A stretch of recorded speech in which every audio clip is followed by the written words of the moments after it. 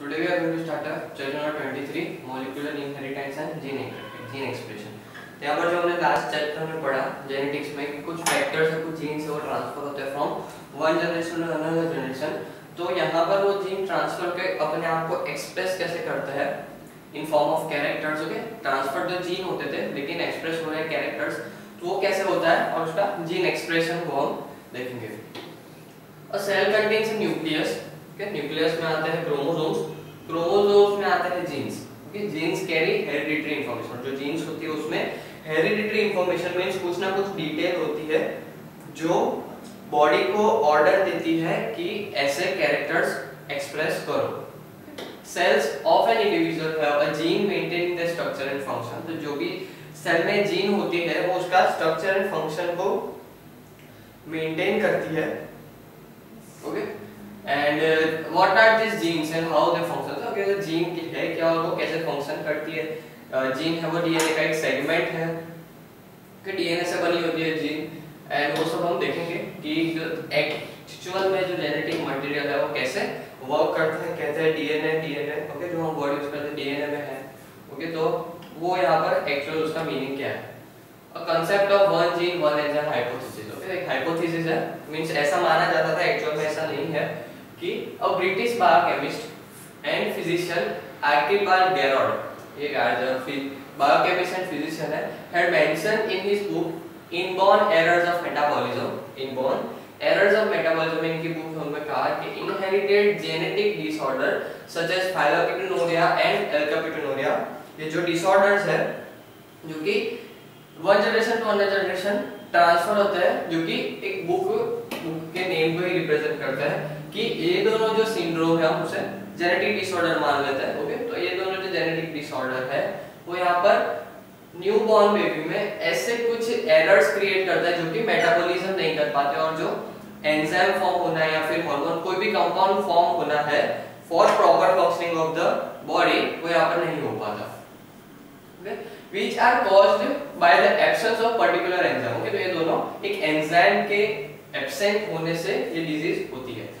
Beadle and Tatum का साथी working with the mutants of the fungus Neurospora and showed that absence of gene in a mutant lead to absence of enzyme. तो यहाँ पर उन्होंने prove किया, experiment आया कि अगर एक पर्टिकुलर जीन नहीं होगी जो एक्सप्रेस करेगी न्यूरो मींस जो एंजाइम को, तो जीन के एब्सेंट होने से एंजाइम भी यहाँ पर एब्सेंट हो जाएगा। And thus was proposed that one gene was responsible for one enzyme। तो यहाँ पर से यहाँ से प्रपोज हुआ कि एक जीन है वो रिस्पांसिबल होगा एक एंजाइम से, मींस एक जीन वो कोडिंग फॉर्म करेगा जिससे एंजाइम फॉर्म करेगा। मींस जीन कमांड देगा बॉडी को कि एंजाइम फॉर्म करो, and this was called a one gene one enzyme hypothesis.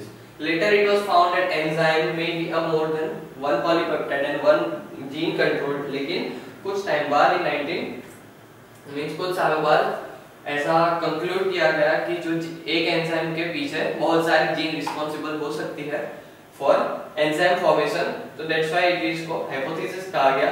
And mainly the production of one polypeptide pen, और एक जीन बहुत सारे पॉलीपेप्टाइड पेन। ओके, एक जीन यहाँ पर बहुत सारे पॉलीपेप्टाइड चेन से बनी हो सकती है, प्रोडक्शन को बना सकती है। In the following sections we will learn. Okay, तो जेनेटिक मटेरियल डीएनए उसको हम देखेंगे। Discovery of DNA as a genetic material. Okay, तो पहले की जैसे जैसे माइक्रोस्कोप, इलेक्ट्रॉन माइक्रोस्कोप और जो डिटेल मिलती गई डीएनए आरएनए डिफरेंट ऑर्गेनिज्म में मिलता गया, तो यहाँ पर कंफ्यूज थे कि जो ह्यूमन जेनेटिक मटेरियल है वो डीएनए है या फिर आरएनए है। Okay, but genes located on the chromosomes are the hereditary material was known to scientists in early 20th century। यहाँ पर 20th century की स्टार्टिंग में ही पता चला कि DNA या फिर I mean genetic material present है। The genes are segment of DNA become evident from work for Griffith bacterial transformation। तो वो DNA है genetic material। ओके, तो हमारे पास एक बॉडी है, उनको कंफ्यूजन होता था कि जो जेनेटिक मटेरियल है वो है क्या। तो मींस जो जीन है वो डीएनए में है और जो डीएनए है वो क्या है और कहां पर है प्रेजेंट बॉडी में। तो उस टाइम पर उनकी कैसी सिचुएशन थी, उनके पास बॉडी थी। ओके, उनके पास ह्यूमन बॉडी थी, ह्यूमन बॉडी में न्यूक्लियस था, न्यूक्लियस के अंदर प्रोटीन्स थे, डीएनए थे, आरएनए थे, ओके, तो एंड बहुत सारे डिफरेंट कंपाउंड्स थे। तो यहाँ पर वो लोग कंफ्यूज होते रहते थे कि एक्चुअल में जो जेनेटिक मटेरियल है, ओके, जेनेटिक मटेरियल जो कैरेक्टर्स को, जीन्स को वन जनरेशन से दूसरे जनरेशन पर ट्रांसफर कर रहा है, तो वो कौन सा कंपाउंड है, या कि वो आरएनए है या डीएनए है या फिर कोई प्रोटीन है, ओके। तो उसको जानने के लिए यहाँ पर डिफरेंट साइंटिस्ट ने डिफरेंट वेज में एक्सपेरिमेंट्स किए, डिफरेंट वेज में एक्सपेरिमेंट किए, ओके। तो पहला हमने देखेंगे बैक्टीरियल ट्रांसफ्यूजन जो कि किया था ग्रिफिथ ने, ओके। ग्रिफिथ एक साइंटिस्ट है, उन्होंने किया था। तो बैक्टीरियम स्ट्रेप्टोकोकस निमोनिया, ओके, तो यहाँ पर नाम से पता चल रहा है कि जो स्ट्रेप्टोकोकस निमोनिया है वो रिस्पांसिबल रहता है डिजीज निमोनिया के लिए, which grows in a lab, forms a smooth colonies and when injected to mice kill them, okay. तो यहाँ पर एक कंक्लूजन मिला था कि अगर हम निमोनिया को माइस के बॉडी के अंदर इंजेक्ट करेंगे तो वो माइस है वो मर जाएगा। A mutant of this bacterium forms rough colonies and harmless, that is mice। यहाँ पर दो टाइप के उन्होंने स्ट्रेप्टोकाइटिस निमोनिया को डेवलप किया था, उनसे लिखेंगे स्मूथ एंड रफ, ओके। यहाँ पर म्यूटेंट, ओके, तो यहाँ पर पहला था forms smooth colonies and when injected into mice kill them. तो जो स्मूथ कॉलोनीज थी, ओके, तो वो माइस को किल कर देती, और उसका एक mutant means changed genetic material, a mutant of bacterium forms rough colonies and it is harmless to mice. और जो दूसरा था वो रफ था जो कि हार्मलेस था।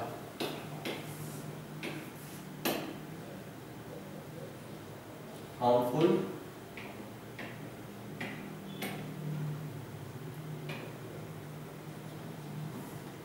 harmless। तो यहाँ पर दो टाइप के उन्होंने उनके पास क्या कहते थे हम, स्ट्रेन थे स्ट्रेप्टोकोकस निमोनिया के, ओके। तो स्ट्रेन कहेंगे, स्ट्रेन थे rough strain and smooth strain. In 1928 Frederick Griffith फिर 1928 में एक्सपेरिमेंट कर रहे थे, तब पता चला that smooth virulent form Streptococcus to killed and mixed with the harmless rough form Streptococcus to later becomes virulent, means जो स्मूथ, ओके, लेकिन कुछ सालों बाद उन्हें पता चला कि जब हम आर स्ट्रेन को, ओके, हम इसे आर स्ट्रेन कहते हैं, आर स्ट्रेन, ऐसे एल स्ट्रेन।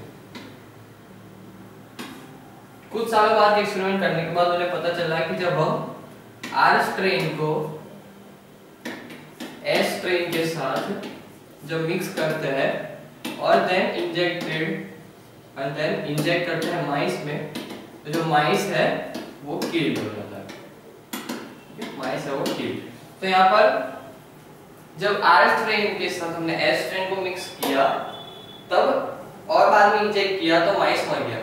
मींस जो इसका कंक्लूजन ये हुआ कि जो आर स्ट्रेन था जो कि हार्मलेस था, आर स्ट्रेन था जो कि हार्मलेस था, वो भी अब एस स्ट्रेन के साथ मिलकर वो खुद विरुलेंट हो गया। Virulent means harmful, okay, virulent हो गया है।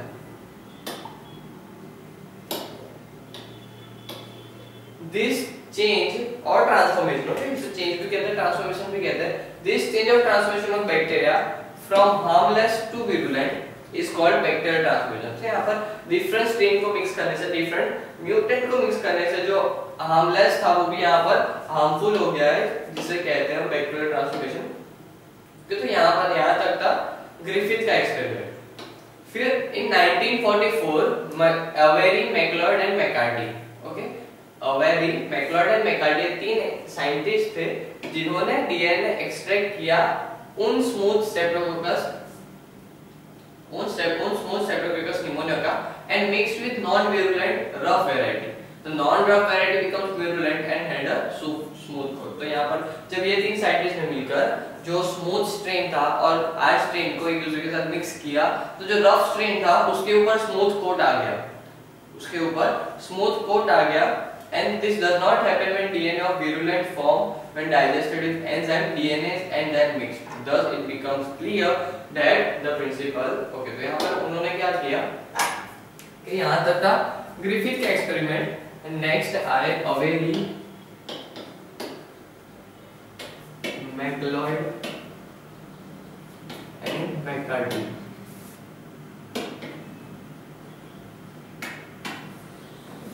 इन्होंने एक्सपेरिमेंट किया कि जो are strain plus S strain, तो जो आर स्ट्रेन वीरुलेंट ये फॉर्म हुआ, ओके। आर स्ट्रेन ऐसी फॉर्म हुई जो कि वीरुलेंट थी, तो उसकी वजह से फिर ये आर स्ट्रेन में, ये आर स्ट्रेन को यहां पर उन्होंने सेंटर में लिया, ओके। आर स्ट्रेन को एक डिश में लिया, ओके। देन उसमें आर स्ट्रेन प्लस आरएनएस,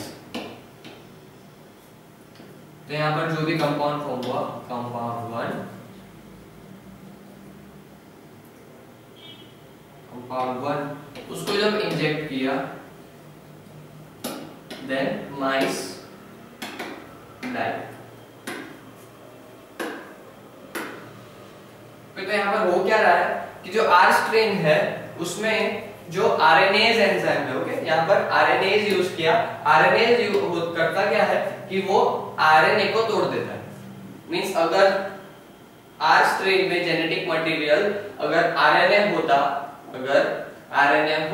तो यहाँ पर जो उसका जेनेटिक प्रॉपर्टी थी, जो कि जेनेटिक मटेरियल था, तो आरएनए टूट जाता, और जो आर स्ट्रेन जो कि माइस को किल कर रहा था वो प्रॉपर्टी अब नहीं रहती, और माइस होता वहां पर माइस विल बी लिविंग, ओके। तो यहाँ पर लेकिन देखा गया कि जब आरएनए के साथ मिक्स करके कंपाउंड को देन माइस के साथ इंजेक्ट किया, तो यहाँ पर माइस वापस मर गया। मींस यहाँ पर फर्स्ट स्टेप में ये प्रूफ हुआ कि हमारा जेनेटिक मटेरियल है वो आरएनए नहीं है। Then R strain plus protease,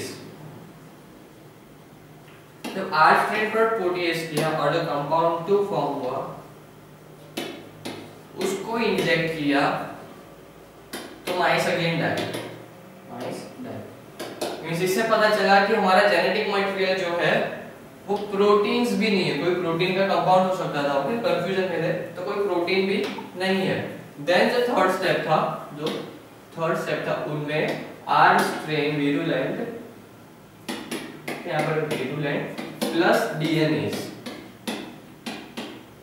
okay, DNAs ये जब किया तो यहाँ पर जो कंपाउंड 3 फॉर्म हुआ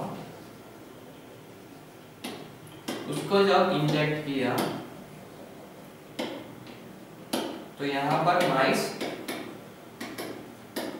लाइव।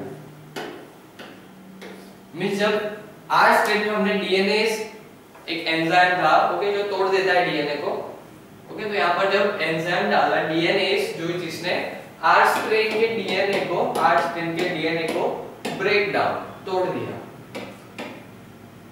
ब्रेक डाउन, उसकी वजह से उसकी प्रॉपर्टी जो थी, प्रॉपर्टी लूजेस, प्रॉपर्टी थी वो लूज हो गई, और अब जो आर स्ट्रेन था जो वीरुलेंट था वो उसमें अब DNA is non functional,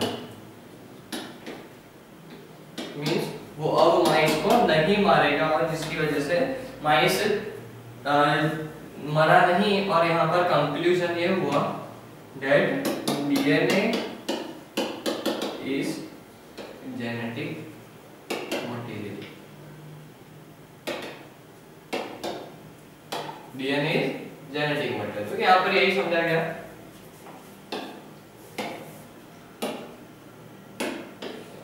virulent and digestion and the DNA was transforming principle। तो वही था ट्रांसफॉर्मिंग प्रिंसिपल, यही था कि जेनेटिक मटेरियल कौन सा है वो पता लगा।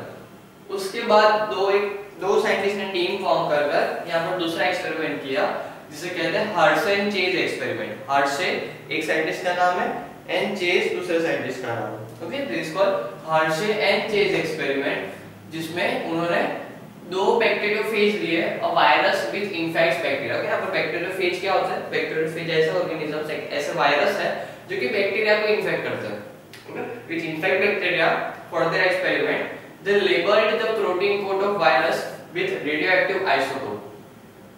अब ओके, तो यहाँ पर हम पूरा डिटेल में देखेंगे। when virus introduced into the bacteria, so S35 and P32। Okay,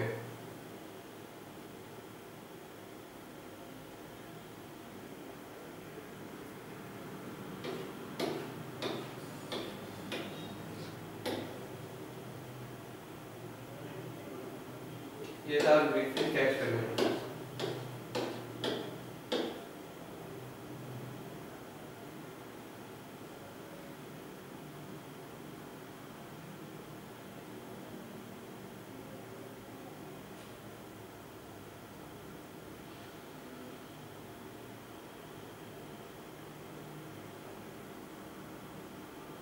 चलो,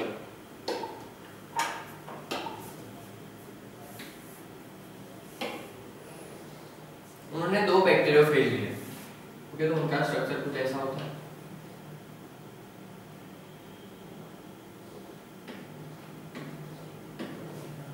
ओके, ये हो गया हमारे एक बैक्टीरियोफेज, ये दूसरा है।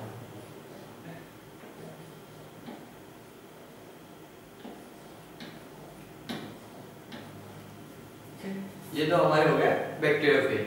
तो जो पहला बैक्टीरियोफेज था उसको, ये जो ऊपर का टॉप है ना, उसको isotope plus isotope means radio active form किया आइसोटोप विद S35। S35 को कहते हैं सल्फर का 35 वाला आइसोटोप, जिससे ये जो हो गया, जो बैक्टीरियोफेज था वो रेडियो एक्टिव हो गया। बैक्टीरियोफेज था वो रेडियो एक्टिव हो गया। और यहाँ पर क्या किया, प्लस जो आइसोटोप हेड है उसका, उसको आइसोटोप ऑफ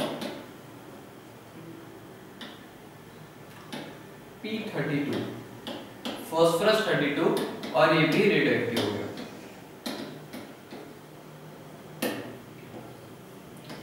ये फर्स्ट स्टेप था। अब यहाँ पर जो बैक्टीरियोफेज को रेडियो एक्टिव कर रहा है, इसका मतलब ये हो रहा है कि उनकी पूरी बॉडी को सल्फर 35 के साथ करवा रहा है, जिसकी वजह से उनके डीएनए में भी ये रेडियो एक्टिविटी की प्रॉपर्टी चली जाए। ओके, तो यहाँ पर एक एंड में जो पूरा बैक्टीरियोफेज है, bacteriophage will be radio active. Bacteriophage है वो रेडियो एक्टिव होगा, जिसका मतलब ये हुआ कि उसका डीएनए भी यहाँ पर रेडियो एक्टिविटी शो करेगा। उसका डीएनए भी यहाँ पर रेडियो एक्टिविटी, सॉरी डीएनए यहाँ अभी तक प्रूफ नहीं हुआ, मींस उसका जेनेटिक मटेरियल जो होगा, जेनेटिक मटेरियल भी रेडियो एक्टिविटी शो करेगा। इन सेम में यहाँ पर भी, यहाँ पर रेडियो एक्टिविटी वो शो करेगा S35 की, यहाँ पर radio activity of P32 by genetic material. तो at the end of first step उनके पास ऐसे बैक्टीरियोफेज आ गए, ऐसे बैक्टीरियोफेज आ गए जो कि रेडियो एक्टिविटी शो करते थे, एक सल्फर वाली और एक फास्फोरस वाली। यहाँ पर दोनों डिफरेंट रहती है, प्रॉपर्टीज अलग रहती है। तो यहाँ पर दोनों को रेडियो एक्टिव। अब क्या किया, उनके जो फेज थे ना, मींस उनके बॉडी पार्ट्स थे, वो निकाल दिए और सिर्फ जेनेटिक मटेरियल लिया। ओके, यहाँ मींस यहाँ पर जेनेटिक मटेरियल एक्सट्रैक्ट किया।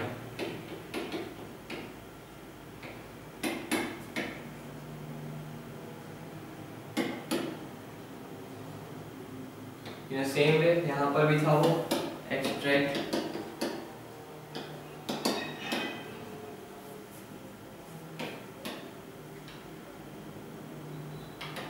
जेनेटिक मटेरियल एक्सट्रैक्ट किया।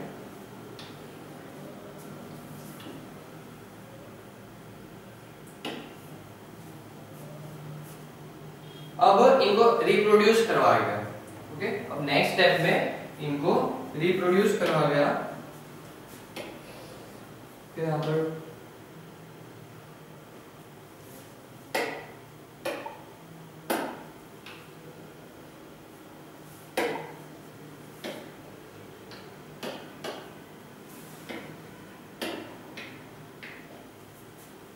तो यहाँ पर सल्फर को दें रिप्रोड्यूस करना।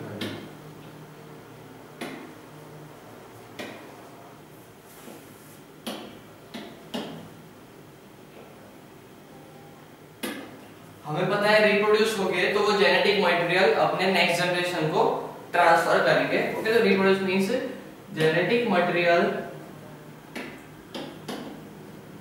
Transverse the property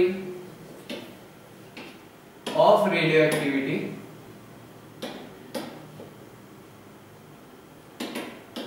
to new generation.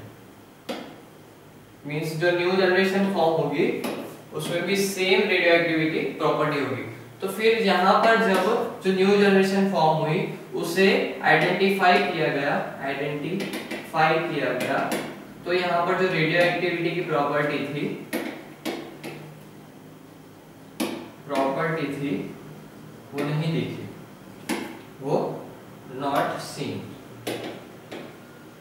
तो S35 वाले आइसोटोप में जब हमने रेडियोएक्टिव बनाया था पूरे बैक्टीरियोफेज को इंक्लूडिंग डीएनए में, तो नेक्स्ट जब उन्होंने रिप्रोड्यूस किया तो उन्होंने रिप्रोडक्टिव रेडियोएक्टिविटी की प्रॉपर्टी नेक्स्ट जनरेशन में ट्रांसफर नहीं हुई। ओके, तो यहाँ पर जो रेडियोएक्टिव प्रॉपर्टी थी वो यहाँ पर नहीं देखी। लेकिन जब हमने P32 वाले आइसोटोप के ऑर्गेनिजम्स को आइडेंटिफाई किया, तो हमने देखा कि जो न्यू ऑर्गेनिजम्स है, न्यू जनरेशन है, वो यहाँ पर रेडियोएक्टिविटी शो करते हैं। रेडियोएक्टिविटी, इसके पीछे रीजन क्या है कि जो हमारा डीएनए में है वहां पर फॉस्फरस ग्रुप प्रेजेंट रहता है। कि जब हमने इसको रेडियोएक्टिव किया है एक को सल्फर से, तो यहाँ पर जो सल्फर है वो डीएनए में प्रेजेंट नहीं है, इसी वजह से कि उनकी सिर्फ एक जनरेशन रेडियोएक्टिव हुई, लेकिन सल्फर की जो नेक्स्ट जनरेशन प्रोड्यूस हुई उसमें तो ऑब्वियस वो डीएनए ट्रांसफर करेगा, मींस ट्रांसफर होगा डीएनए, तो उसमें रेडियोएक्टिव की प्रॉपर्टी नहीं गई क्योंकि जो डीएनए में वो सल्फर नहीं है, वहां पर फास्फोरस है।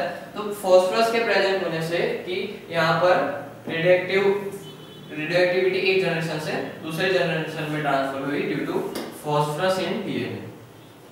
तो यहाँ से दूसरा एक कंक्लूजन मिला कि yes, DNA is genetic material.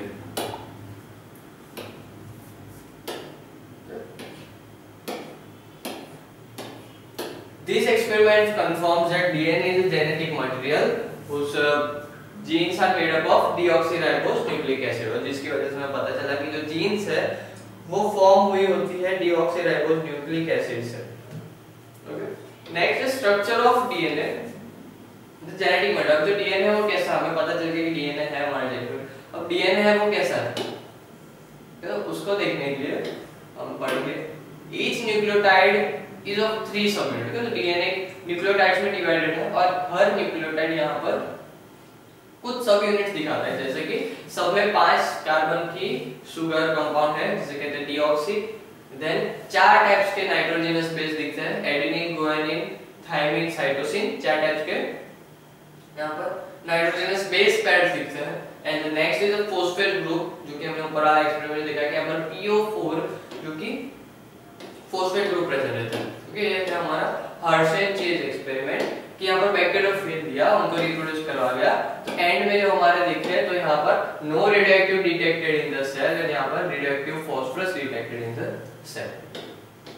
तो यहाँ पर डीऑक्सीराइबोस न्यूक्लिक एसिड का यहाँ पर डीएनए का स्ट्रक्चर है, दैट इज यहाँ पर ये हो गया शुगर, ये बेस। ओके, तो sugar plus base nucleoside, sugar plus base means nitrogenous base, sugar plus base जिसे हम कहते हैं न्यूक्लियोसाइड। एंड जब sugar plus base plus phosphate group, okay यहाँ पर ये है phosphate group, means sugar plus base plus phosphate group, उसे कहते हैं हम न्यूक्लियोटाइड। ओके, इसका आंसर क्वेश्चंस आते हैं एग्जाम में। A base and a sugar combine to form a nucleoside while the nucleotide when phosphate attached to the nucleoside. ये ध्यान में रखना है। There are 4 nucleotides in a DNA called nitrogenous bases. Okay, तो यहाँ पर 4 नाइट्रोजनस बेसिस होते हैं जिस पे अप्लाई होता है चारगाव्स रूल। यहाँ पर चारगाव्स रूल है जो कि कहता है कि जितना A होगा, जितना A प्लस G होगा उतना होगा T प्लस C।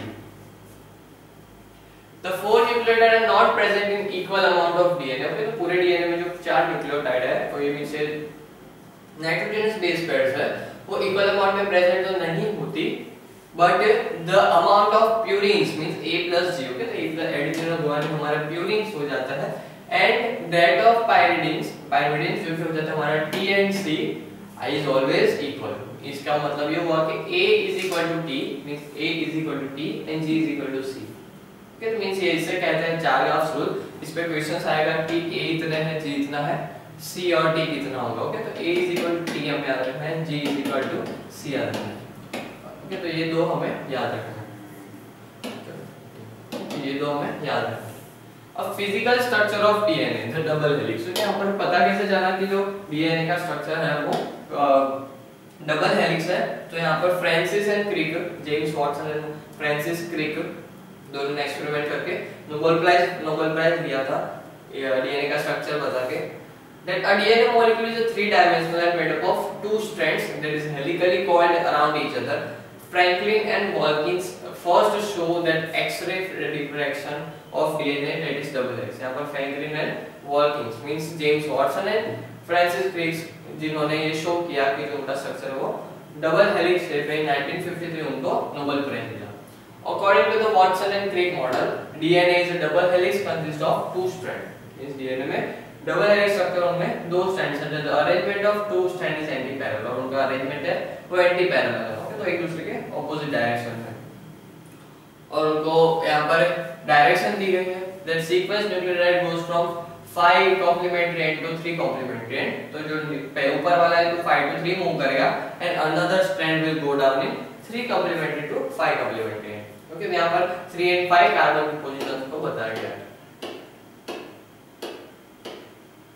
ये डबल हेलिक्स स्ट्रक्चर है, 3D स्ट्रक्चर।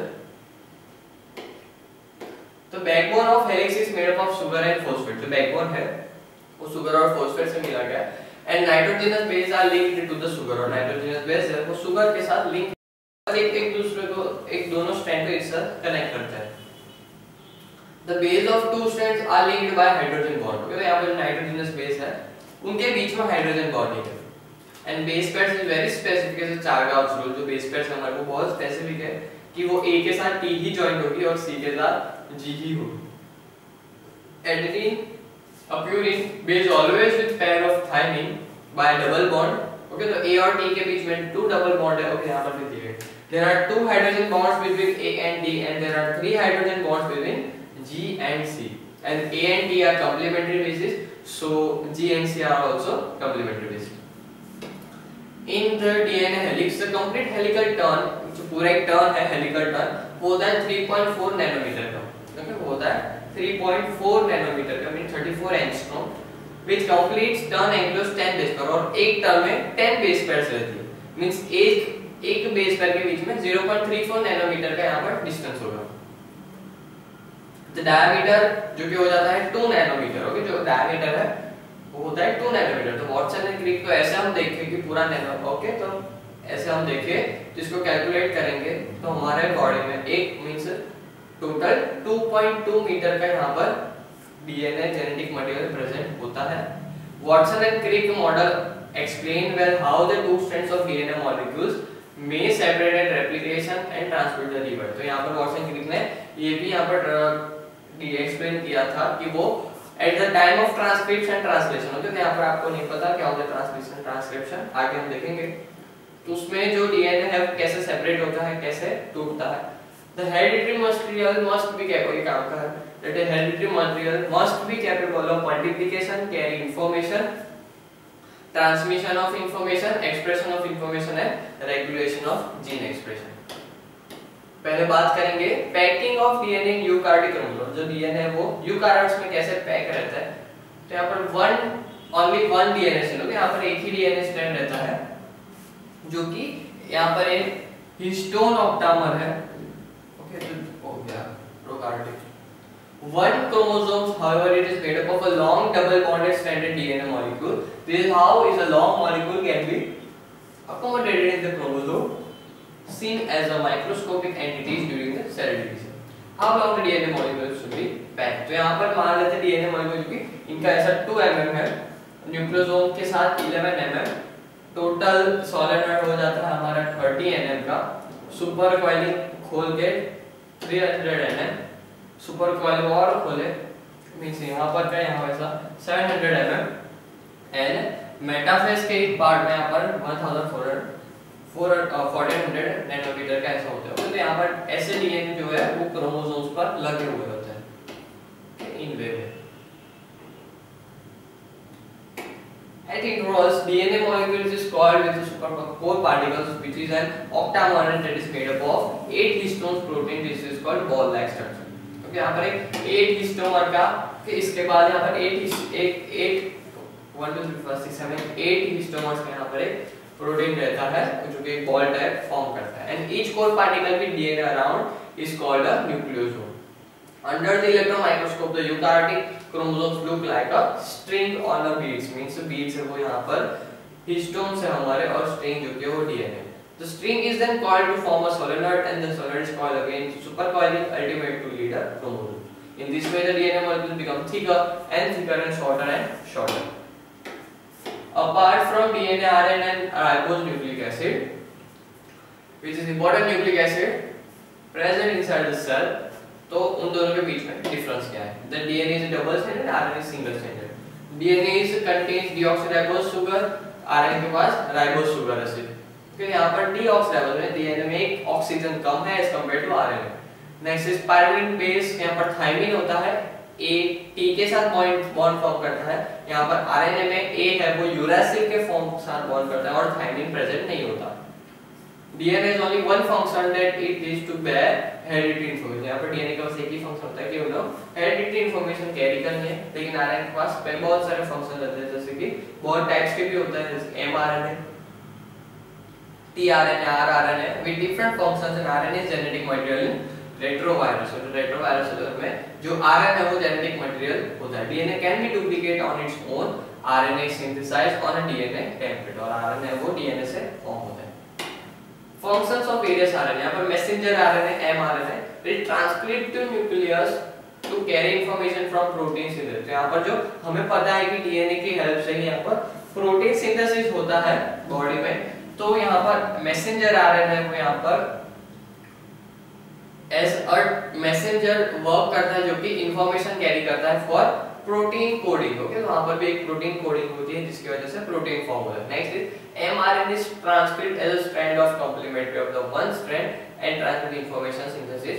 तो इस प्रोसेस को कहते हैं यहाँ पर ट्रांसक्रिप्शन, कि हम डीएनए की हेल्प से एक ऐसा आरएनए फॉर्म कर रहे हैं हमारी बॉडी में जो कि कोडिंग उसके ऊपर इंफॉर्मेशन रहती है जिसके प्रोटीन्स फॉर्म करते हैं. Next is tRNA. tRNA or transfer RNA also called soluble RNA, which is covered deep structure with loops. The loops recognize the ribosomes and anticodon. Okay, यहाँ पर जो tRNA का काम ये होता है कि जो प्रोटीन्स फॉर्म होते हैं उनके लिए अमीनो एसिड चाहिए होते हैं. ओके, तो यहाँ पर अमीनो एसिड्स प्रोवाइड करवाता है tRNA. ठीक है, यहाँ पर लिखा है then amino acid is carried at 5 ends. तो यहाँ पर tRNA contains unusual bases like inosine and dihydrogen. यहाँ पर लिखा. Next is rRNA, जिसे कहते हैं हम ribosomal RNA. तो rRNA is a component of ribosome which called ribonucleoprotein particles containing RNA and proteins. rRNA is synthesized from the information of ribosomal gene and RNA role in और RNA यहाँ पर protein synthesis की वजह से protein synthesis करता है. तो ये हो जाता है हमारा ट्रांसलेशन का एक पार्ट कि कैसे फॉर्म होता है कि यहाँ पर ये हो जाता है tRNA, यहाँ पर अमीनो एसिड लाएगा और ये होता है हमारा mRNA. mRNA पर ये कहते हैं हम कोडिंग, AGUTC. ओके, वो सब कोडिंग होती है. ये कोडिंग की एंटी कोडिंग यहाँ पर फॉर्म होगी. ये कोडिंग की जो mRNA पर लगी है उसकी एंटी कोडिंग एक मींस उसका कॉम्प्लीमेंट्री ऊपर फॉर्म होगा और इसका कॉम्प्लीमेंट्री मींस ये जो कोड है वो एक प्रोटीन को रिप्रेजेंट कर रहा होगा ये कोड एक प्रोटीन को रिप्रेजेंट कर रहा होगा और वो कोड का वहां पर फिर प्रोटीन फॉर्म होगा। Mechanism of DNA transfer in bacteria. Bacteria and prokaryotes are single-celled molecules and they are single chromosomes. The DNA molecule is double-stranded and helical coiled. Among bacteria, genes may be transferred from one bacterium to another. The DNA transfer or gene transfers can be occur among the bacteria by any one of three processes. यहाँ पर 3 process से जो prokaryotes है वो यहाँ पर transfusion bacteria से वो ट्रांसफ्यूजन करते हैं। First is a conjugation, the two bacteria come together. Conjugation, a plasmid contains few genes passes from one bacteria to another. और यहाँ पर conjugation में एक बैक्टीरिया से दूसरे बैक्टीरिया में प्लाज्मिड ट्रांसफर होता है। Plasmid is nothing but extra chromosomal DNA and the transfer may also happen a break in a single strand of chromosome of donor bacterium and then that broke one strand is transferred from recipient bacterium. The single strand left behind in the donor as well as a single strand donated from the recipient cell and they become double stranded by adding the strand by complementary basis. वो एक strand दे देंगे और खुद को वापस एक strand एंटीकोड कर लेंगे. The transferred DNA gets integrated into recipient chromosome and is called recombination. The conjugation occurs between the two strands that is F positive and F negative. The transferred DNA from F positive called F factor. Since F factor from F positive is integrated into the bacterial chromosome, this is high frequency of combination and the strain is known as HFR strain. Okay, यहाँ पर conjugation में plasmid transfer होता है. Next is transfusion. तो transfusion में यहाँ पर streptococcus pneumonia जो हमने एक्सपेरिमेंट किया था तो वहां पर ट्रांसफॉर्मेशन कहते हैं. ट्रांसफॉर्मेशन क्या है? Transformation defined as ability to extracellular DNA to enter a bacterial cell to recombine with bacterial genome. तो यहां पर ट्रांसफॉर्मेशन करेंगे तो हम कुछ एक्सटर्नल में से अंदर को जीन देंगे और वो जीन जाकर वो उसका एक्चुअल डीएनए के साथ एक्चुअल जीन के साथ रिकम्बिनेशन हो जाएगा. The bacterial genome acquires a new properties on account of foreign DNA that had entered. तो यहाँ पर आ रहा है जो जीन उसकी प्रॉपर्टी को ले लेंगे. Next transduction. Transduction refers to a transfer of DNA from one bacterial cell into another bacterium through the agency of virus. जिसे कहते हैं bacteriophage transduction. A phase may undergo a lysogeny. This is called a virus enters bacteria and divide along with bacterial genome, so the number of virus particle can form. तो virus हमेशा दूसरी body में जाकर खुद को multiply करता है. Meanwhile the viral DNA integrates and become part of DNA. और खुद के दोनों के वायरस को ज्वाइन करके वायरस डेवलप करवाता है बैक्टीरिया के पास. Sometimes virus may not independent carry a host genetic gene by another way. Host bacterium is recombined its genome. This process of gene transfer is called transduction. DNA replication की बात करें तो जो actual DNA हमारे body में भी after एक cell जो डिस्ट्रॉय हो रहा है तो उसके साथ एक दूसरा सेल फॉर्म हो रहा है तो वहां पर भी DNA replication होता है. The DNA duplicates itself with complete fidelity for passing on genetic material to the next generation of the cell. कि जो सेल का नेक्स्ट जनरेशन फॉर्म होगा वहां पर वो अपना genetic material pass करेगा ही. Then replication must be defined as a mechanism for a transmission of genetic material, genetic information, generation to generation. तो यहाँ पर होता है mechanism that is first step to unwind the DNA helix. तो यहाँ पर जो helix structure में फॉर्म है उसको पहले unwind करेगा मींस खुलेगा. The two strands of DNA molecule separated by action of enzyme. Helicase यहाँ पर एक एंजाइम है टोपोआइसोमेरेज है वो उसे खुला रखता है. हेलिकेज उसे खोलेगा मींस ऐसे कॉइल है तो उस कॉइल को अनवाइंड करेगा और जो टोपोआइसोमेरेज है वो उसको ओपन रखेगा. तो ओपन पार्ट और इसे हम कहते हैं रेप्लिकेशन फॉर्क. इसका डायग्राम बोल सकते हैं कि draw diagram of replication fork. तो आपको ये ड्रॉ करना है. Next is synthesis of primer. The primer is a short RNA molecule about 5 to 10 bases. It is formed in the presence of enzyme primase. The primer provides 3 complementary OH group from attachment to new strand. Synthesis of new strand. तो जो खुला हुआ है वहाँ पर new strands form होने शुरू हो जाएंगे ऐसी वे में 3 complementary to 5 complementary. अब होता क्या है कि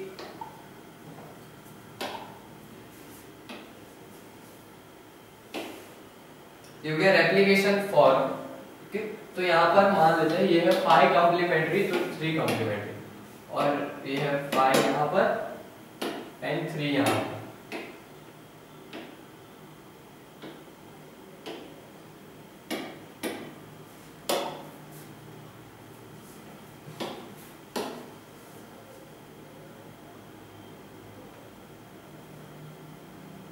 और जो डीएनए होता है वो हमेशा 5 to 3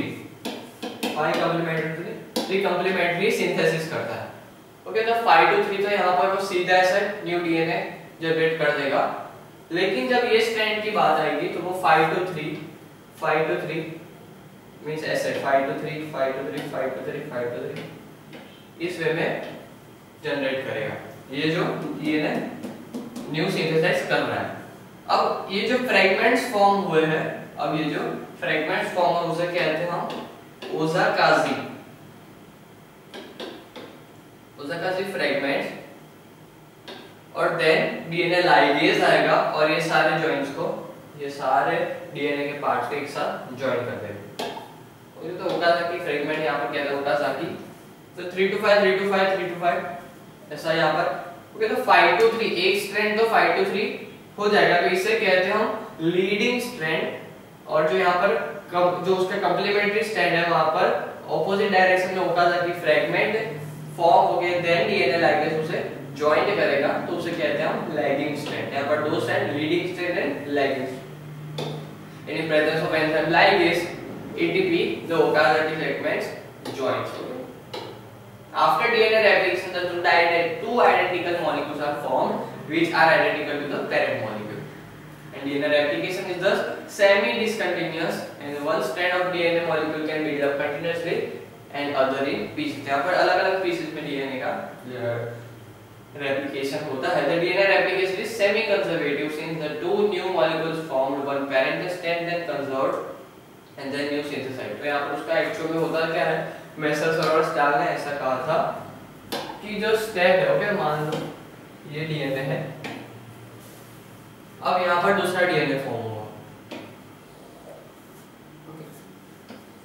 अब ये आगे मींस कंटीन्यूअस वे में देख रहे हैं, अब यहाँ दूसरा डीएनए फॉर्म हुआ, मींस जो है वो एक ही स्ट्रैंड में से दो डीएनए फॉर्म हो रहा है। मींस यहाँ पर जब दो ही लिया था 1 2 था, अब यहाँ पर 3 1 2 3 4 एक जनरेशन में, एंड देन 1 2 3 4 5 6 7 8।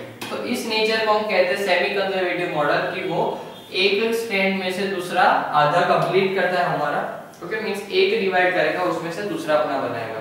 तो and the new molecules form, one parental strand is conserved, एक parental strand new जो generation DNA फॉर्म हुआ है उसमें conserved रहेगा, and another strand will be newly synthesized. So semi-conservative model of DNA was experimentally proved by Messerson and Stahl. Next is gene and protein synthesis. क्योंकि the gene of an individual genotype express the resulting phenotype, तो जो gene होगा वो express करेगा तो वो phenotype में आएगा, और जिसे कहते हैं structure protein. Haemoglobin in blood, enzymes example pepsin, almost which of a protein which carrier proteins, cell membrane about which you have learning, तो हमने डाइजेशन में पढ़ा। यहाँ पर central dogma and genetic coding हम दो पढ़ेंगे कि वो कैसे प्रोटीन सिंथेसाइज होता है। तो सेंट्रल डॉगमा तो यहाँ पर फ्रांसिस ने दिया था, okay genes in the nucleus and protein synthesized in the cytoplasm of the cell, the transfer of हमें ये याद रखना है, जो हमारा डीएनए होगा प्रेजेंट वो ट्रांसक्रिप्शन करके आरएनए फॉर्म करेगा, इस आरएनए की वजह से ट्रांसलेशन प्रोसेस होगी और उससे प्रोटीन फॉर्म होगा। तो इसे कहते हैं central dogma of microbiology. Form protein synthesis the first information that DNA is copy the complementary, तो जिसे कहते हैं हम ट्रांसक्रिप्शन के डीएनए के एक स्ट्रैंड में से उनका कॉम्प्लीमेंट्री एक स्ट्रैंड फॉर्म होगा, जिसकी वजह से यहाँ पर आरएनए जनरेट होगा, and the messenger RNA carried enforce out of the nucleus in the cytoplasm. और ये जो एमआरएनए जनरेट हुआ है कॉम्प्लीमेंट्री ऑफ डीएनए सेगमेंट, वो न्यूक्लियस से बाहर निकलकर साइटोप्लाज्म में एंटर होगा and attach to the ribosome to translate the information in form of protein. और वो जो इंफॉर्मेशन लेकर आया मैसेंजर आरएनए वो ट्रांसलेशन करके प्रोटीन सिंथेसिस में हेल्प करेगा। इन retrovirus the genetic material is RNA, और जो रिट्रोवायरस में जेनेटिक मटेरियल आरएनए होता है उनमें लंबी प्रोसेस होती है कि आरएनए है वो रिवर्स ट्रांसक्रिप्शन करेगा, मींस वो आरएनए से डीएनए फॉर्म करेगा, देन डीएनए से फिर ट्रांसक्रिप्शन करके वो एमआरएनए फॉर्म करेगा और एमआरएनए से प्रोटीन सिंथेसिस करेगा। इसकी वजह से हम क्या करते हैं कि हम ये डीएनए के लिए वैक्सीन फॉर्म करते हैं। हम डीएनए के लिए वैक्सीन फॉर्म करता है अगर मान लो कि प्रॉब्लम एड्स एक रेट्रोवायरस, ओके, एड्स एक रेट्रोवायरस है, किसी को भी एड्स होता है तो हमारे पास ये चीज आती है कि इन्फेक्ट क्या कर रहा है, ओके। तो यहाँ पर जो डीएनए वो कोई भी ह्यूमन में इन्फेक्ट कर रहा होगा, तो हम एक टाइम पर इस डीएनए के लिए कोई भी वैक्सीन जनरेट कर देंगे, डीएनए के लिए वैक्सीन जनरेट कर देंगे। लेकिन उसका जो एक्चुअल जेनेटिक मटेरियल यहाँ पर है वो आरएनए है, वो चेंज होता रहता है। RNA will change, which coding change करेगा और जो डीएनए वो वापस चेंज हो जाएगा, एमआरएनए वापस चेंज हो जाएगा, प्रोटीन्स भी डिफरेंट फॉर्म होंगे। तो इसकी वजह से जो की है वो एड्स की वैक्सीन अभी तक नहीं मिली है। नेक्स्ट इज जेनेटिक कोड की इंफॉर्मेशन है वो कैसे एमआरएनए पर एक्यूमुलेट होती है, जिसके यहाँ पर the information of synthesis of protein is present DNA in sequence of nucleotide. This code is information by discovery of Nirenberg, Mathis and Oka. यहाँ पर 3 साइंटिस्ट ने ढूंढा था। The genetic code refers to information in DNA responsible for amino acid sequence of a particular protein होता है। यहाँ पर genetic code है वो यहाँ पर ऐसे उनका कैरेक्टर्स है। The genetic code is triplet code, means 3 character से रिप्रेजेंट होंगे। This means the sequence of 3 base pair called codon and the information of particular base, means जो 3 A B C या फिर कोई भी 3 लेटर्स होंगे वो एक अमीनो एसिड को रिप्रेजेंट कर रहा होगा जो कि उस अमीनो एसिड के साथ बॉन्ड फॉर्म करेगा, और वो 3 को हम कहते हैं, 3 के कॉम्बिनेशन को कहते हैं codon. The genetic code is unambiguous, it is a particular code for only one amino acid. Genetic code is a commaless, not non-overlapping. This means that it is read continuous from beginning to end. The genetic code is degenerate. Okay, वो after 20 amino acid यहाँ पर जो 20 essential non essential amino acids हमारे जो कि हमारी body generate करती है, तो वो 20 अमीनो एसिड के बाद वो जो हमारा जेनेटिक कोड वो डीजनरेट हो जाएगा। And if 3 out of 4 nucleic acid means यहाँ पर 20 अमीनो एसिड और 3 into 4 का क्यूब आ रहा है तो 64, तो ऐसे हमारे पास 64 कोडॉन्स है and hence more than one codon particular amino acid means 64 codons present होंगे एक एमआरएनए पर। Okay, the first 2 bases of codons of the same amino acid AUG is called vowels and this is called vowel hypothesis. The first जो initiation codon होगा वो same रहेगा जो कि always be AUG. Okay, the AUG codon codes for methionine and it is called initiation codon and it is the first one to be transcribed as a cistron. Okay, तो यहाँ पर वो first codon है जो methionine है वो पहले ही transcript होगा and UAA, UAG and UGA ये 3 ऐसे कोडॉन है कि अगर एंड में आ गए तो वहां पर वो डीजनरेट हो जाएगा code. And stop codes and anticodes of the following 3 codons and present in every cistron to terminate protein synthesis. और ये 3 कोडॉन यूज किया जाता है to terminate the translation. Genetic code is universal and common almost for all organism. अब जो transcription है वो prokaryotes में कैसे होता है? The flow of genetic information from cistron DNA to RNA is transcription. So हम कहते हैं transcription that cistron DNA carries information. Okay, तो यहां पर एक ही कंपार्टमेंट में सारा होता है that RNA polymerase begins to catalyze synthesis of mRNA signaled by a protein called sigma factor. The mRNA synthesis complementary of cystonic DNA called rho factor signalize the RNA polymerase to complete transcription. Strand of DNA which bears the code of transcription of synthesis protein is called sense strand of DNA opposed anti-sense strand which is not transcript. In eukaryotes, a large molecule of RNA called hRNA. Okay, यहाँ पर जो eukaryotes है उसके end of translation के and पे sorry transcription के and में एक hNRNA जनरेट होता है, जिस hNRNA हम कैटेलाइज करके RNA polymerase hNRNA is processed to form mRNA. Okay, तो mRNA के ठीक पहले hNRNA फॉर्म होता है जिसमें से कुछ प्रोसेसेस होती है जैसे कि कैपिंग एंड टेलिंग। तो कैपिंग मींस 5 जो hNRNA है उसको 5 कॉम्प्लीमेंट्री एंड पर कैपिंग होगी एंड जो टेल है वहां पर 3 कॉम्प्लीमेंट्री एंड पर यहाँ पर टेलिंग होगी। तो जब hNRNA में ये प्रोसेस हो जाएगी that 5 complementary end 3 complementary end पर, तो उसके बाद वो कहलाएगा mRNA। तो कैपिंग क्या होती है? तो न्यूक्लियोसाइड कॉल्ड मिथाइल गुआनोसाइन। ओके, जो मिथाइल गुआनोसाइन है वो कैपिंग होती है 5 एंड पर और टेलिंग पर पॉलीएलिनाइजेशन मींस बहुत सारे एडेनिन एक साथ जॉइन होते हैं 3 एंड पर। तो जब ये दो प्रोसेस हो जाएगी उसके बाद the completely processed HNRNA is called mRNA। Okay, तो मींस सारा जो HNRNA है वो कंप्लीटली प्रोसेस हो जाएगा, इसके बाद वो क्या जाएगा mRNA। नेक्स्ट है translation. Okay, the translation, a series of events follow transcription which is called nucleoside translation. There are activation, तो translation उनमें ये process है जैसे कि activation of amino acid, formation of mRNA, complex and chain initiation, chain elongation and chain termination। तो पहला है कि वो activate करेगा amino acid को pi factor से, इनका reaction ज़्यादा। Formation of mRNA called complex chain reaction. Then RNA binds with small ribosome, large subunit of ribosome. तो धीरे-धीरे कोडॉन्स आना शुरू करेंगे, एंटीकोडॉन्स फॉर्म होना शुरू करेंगे, एंड द फर्स्ट फॉर्म होगा वो होगा मिथानिन। देन चेन इलॉन्गेशन जो बाकी है वो ऐसा होगा। ये प्रोसेस है कि होता क्या है कि यहाँ पर एक कॉम्प्लीमेंट्री है, यहाँ पर tRNA आके लगा और उसका प्रोटीन यहाँ पर फॉर्म हुआ। अब यहाँ से पॉलीपेप्टाइड चेन टूटेगी, वो पूरी चेन यहाँ पर आ जाएगी। AL है वो टूटकर यहाँ पर आ जाएगा, ये tRNA वो चला जाएगा, ये यहाँ पर आ जाएगा। देन यहाँ पर दूसरा tRNA ज्वाइन होगा, एंटीकोडॉन फॉर्म होगा, ऊपर प्रोटीन फॉर्म होगा, वापस से चेन टूटेगी, ये वापस मींस P और A side means new tRNA join होगा A साइड पर, then A tRNA, okay, A side पर जो tRNA है उसके ऊपर P साइड के tRNA के प्रोटीन ज्वाइन होंगे, then A to P transfer होगा एंड न्यू tRNA ज्वाइन होगा A साइड पर। ये हो जाता है राइबोसोम, ये हो जाता है mRNA, ये tRNA। Next is a polysome assembly. When mRNA are shifted such ahead the 10 amino acid long peptide chain synthesized, a second ribosome attached to the ribosome to mRNA complex.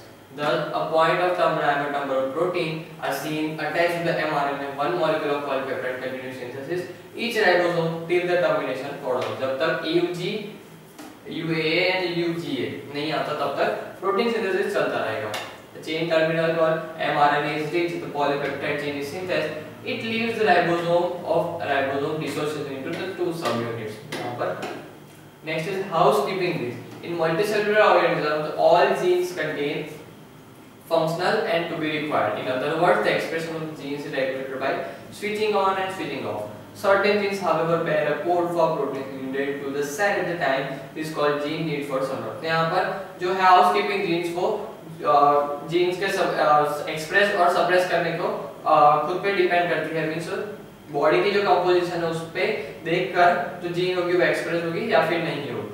And inducible genes are the genes which are switched on when a particular substance is present in the environment. और जो inducible gene है वो कुछ outer external factors में से कुछ foreign particles जब enter हो गए तब जाकर ये जीन एक्टिवेट हुए। जैसे pressible genes are those which shut off in presence of specific substance in the environment. And pressible genes वो होती है जो कि बंद हो जाती है अगर environment में specific substance आ रहा है। Regulation of gene expression. तो यहाँ पर prokaryote जो lack operon is an excellent example of control of gene expression. Means lack operon and one substrate lactose. Enzyme for metabolism lactose are galactose permease and transcriptase. Are genes that code from them switch on. जैसे कि lactose environment में means body के environment में आया lactose, जो lack operon mechanism है उसमें से ये जो तीन एंजाइम है गैलेक्टोसिडेज, परमेज एंड ट्रांसलेटेज वो स्विच ऑन हो जाएंगे और जैसे कि लैक्टोज को डाइजेस्ट करके वापस जो लैक ऑपेरॉन है वो स्विच ऑफ हो जाएगा। इसे कहते हैं gene expression. Jacob and Menard received a Nobel Prize for showing that the bacterium Escherichia coli is a set of genes forming an operon which regulate expression for gene coding for enzyme needed to be break down lactose. The operon includes certain genes lying close together on the chromosome next to the regular gene I, P and means यहाँ पर ये जो S, Z, Y, A है वो यहाँ पर ये तीन एंजाइम को रिप्रेजेंट करता है गैलेक्टोसिडेज, परमेज एंड ट्रांसलेटेज।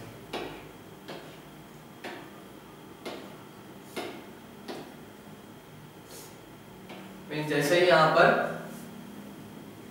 जब लैक्टोज दिखा एनवायरनमेंट में तब ये जो तीन जीन यहाँ पर आरएनए पॉलीमरेज आएगा, एक्टिवेट करेगा ये जो तीन एंजाइम है परमेज, बीटा गैलेक्टोसिडेज एंड ट्रांसलेटेज वो एक्टिव हो जाएंगे, फिर जाकर वो लैक्टोज पर एक्ट करेंगे। देन लैक्टोज पर एक्ट करने के बाद वापस आ जाएंगे और जो लैक ऑपेरॉन है वो शट ऑफ हो जाएगा। ये होता है लैक ऑपेरॉन।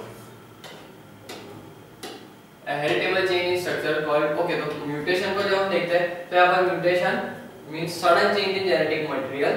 तो mutation can be one gene and which can undergo point mutation. अगर एक ही जीन में म्यूटेशन हो रहा है तो उसे हम कहते हैं पॉइंट म्यूटेशन, और जिसे कहते हैं क्रोमोसोम में जीन म्यूटेशन हो रहा है तो उसे कहते हैं क्रोमोसोमल म्यूटेशन।